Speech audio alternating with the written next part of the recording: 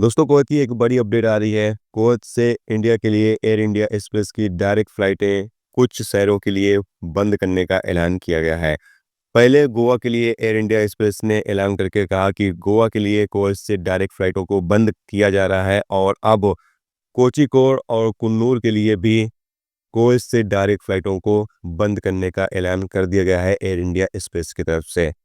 बताया जा रहा है कि इस फैसले के बाद भारतीय प्रवासी जो कुवैत के अंदर काम करते हैं, ख़ास तौर से जो कोझिकोड, कुन्नूर और गोवा से ताल्लुक़ रखते हैं, उन लोगों के अंदर काफ़ी ज़्यादा गुस्सा देखने को मिल रहा है।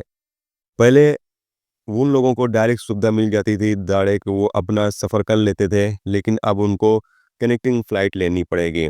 कनेक्टिंग फ़्लाइट की सुविधा पहले भी थी, अब भी है, लेकिन कनेक्टिंग फ़्लाइट से ये होता है कि बंदे को अपने घर तक पहुँचने में या अपनी मंजिल तक पहुँचने में काफ़ी वक़्त लग जाता है। एक तो बंदा कुवैत एयरपोर्ट पर 2-3 घंटा पहले पहुँचे, उसके बाद जिस एयरपोर्ट से कनेक्टिंग फ़्लाइट है, वहाँ पर भी 2-3 घंटा इंतज़ार करना पड़ता है, तो काफ़ी ज़्यादा वक़्त लग जाता है और डायरेक्ट फ़्लाइट रहती है, तो बंदा सीधा अपने मंजिल पर पहुँच जाता है।